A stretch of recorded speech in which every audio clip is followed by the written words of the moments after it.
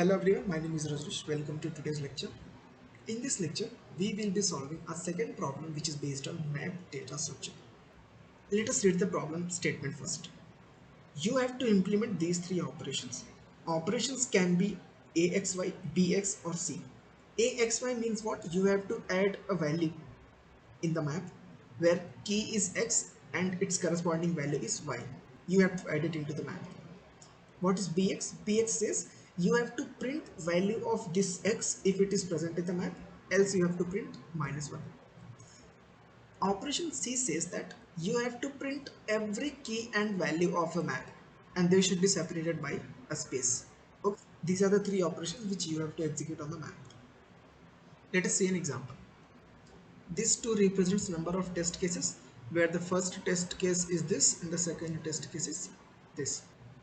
We will be discussing first case first. The test case is A1, 2, A 66, 3, B 66 and C. What is the operation A? A के बाद हमेशा X और Y हमेशा लिखे होंगे ना, तो 1 के करस्पॉन्डिंग 2 तुम्हें इंसर्ट करना है. तो सबसे पहले मैं एक मैप बना लेता हूँ. ओके, ये मेरा मैप है, लेट से ये मैप ही है. तो मैप में सबसे पहले 1 के करस्पॉन्डिंग मुझे 2 इंसर्ट करना है. दूसरा ए का मतलब क्या होता है?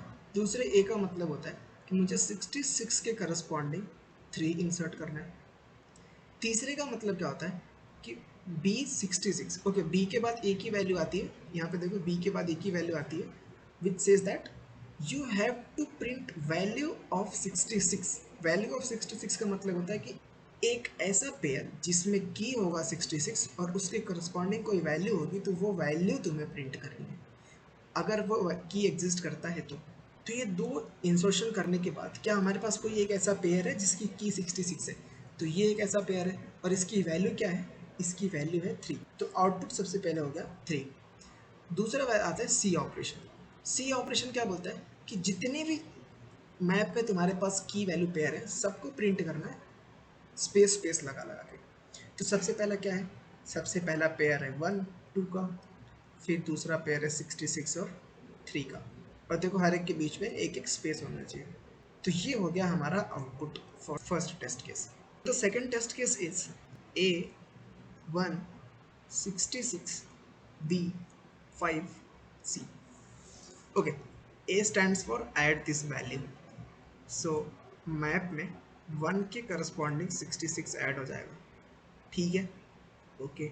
सेकंड सेज B5, यानी कि मैप में जाओ, की 5 को ढूंढो, अगर की 5 एग्जिस्ट करती है तो उसके वैल्यू को प्रिंट करो, अदरवाइज -1 प्रिंट करो. तो इस मैप में 5 है ही नहीं, तो सबसे पहले -1 प्रिंट हो जाएगा. उसके बाद क्या आता है सी. सी क्या बोलता है? जितनी भी चीज़ तुम्हारे पास मैप है ना सबको प्रिंट कर दो. तो 1 और 66. तो ये हो गया हमारा आउटपुट सेकेंड टेस्ट केस के लिए. So I think you have understood the problem. So let's go and code it down. तो यहाँ पे 3 फंक्शन दिए हुए हैं. जो पहला फंक्शन बोलता है वो बोलता है कि ऐड वैल्यू, यानी कि अगर तुम्हारे पास ए आता है तो तुम्हें वैल्यू को ऐड करना है. ऐड करने के लिए 2 तरीके, या तो तुम इंसर्ट फंक्शन यूज़ कर लो, या तो तुम डायरेक्ट मैप का नाम यहाँ पे m दिया हुआ है, तो मैप में x के करस्पॉन्डिंग एक वैल्यू y इंसर्शन कर दो ऐसे. ओके, तो जो सेकंड वैल्यू है वो अपनी फाइंड वैल्यू है. फाइंड वैल्यू का मतलब है जो m मैप है उस मैप के अंदर x करके कोई एक की एग्जिस्ट कर रही होगी, उसकी के करस्पॉन्डिंग जो वैल्यू है वो तुम्हें फाइंड करना है. तो सबसे पहले क्या करते हैं, एक वेरिएबल बना लेते हैं जिसका नाम f रखेंगे, और f में हम लोग करेंगे क्या, एफ में करेंगे कि एम के अंदर जाओ, इस एक्स को फाइंड करो. अगर एक्स मिल गया है तो ठीक है, मतलब एक्चुअली रिटर्न क्या करता है, ये एक आइटरेटर रिटर्न करता है ना. तो हम लोग सबसे पहले एक चेक कंडीशन लगाएंगे, क्योंकि जब कभी भी फाइंड फंक्शन यूज़ करो हमेशा एक चेक कंडीशन लगाओ.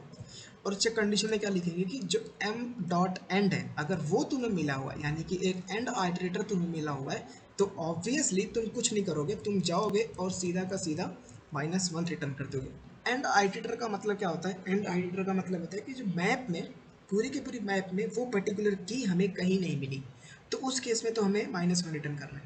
लेकिन अगर वो एंड आइटरेटर नहीं है, यानी कि हमें कुछ ना कुछ पेयर मिला हुआ है, और अगर वो पेयर हमको मिला हुआ है तो यहाँ पे हम लोग क्या रिटर्न करेंगे कि उस पेयर की सेकेंड वैल्यू. ओके, अभी चलते हैं थर्ड फंक्शन. थर्ड फंक्शन का नाम है प्रिंट कॉन्टेंट्स. थर्ड फंक्शन सी ऑपरेशन के लिए एग्जीक्यूट होने वाला है. अभी ये प्रिंट कंटेंट्स करेंगे कैसे? प्रिंट करने के लिए हमें एक लूप की ज़रूरत पड़ेगी, तो हमने एक लूप बना लिया जिसका एक वेरिएबल हमने असाइन कर दिया, लेटेस्ट से उसका नाम हमने पी आर रख दिया।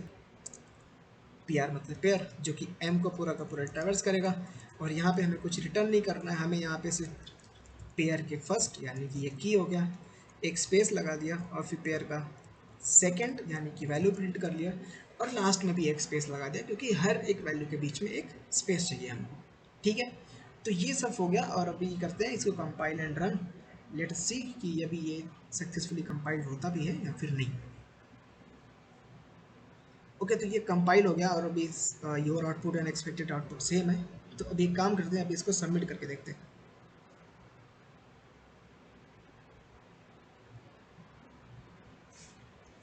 ओके, तो प्रॉब्लम सॉल्व सक्सेसफुली, यानी कि ये सारे के सारे सैम्पल टेस्ट केसेस और सारे के सारे टेस्ट केसेस के लिए रन हो रहा है। तो ये था छोटा सा problem. Bye bye, thank you so much for watching this tutorial.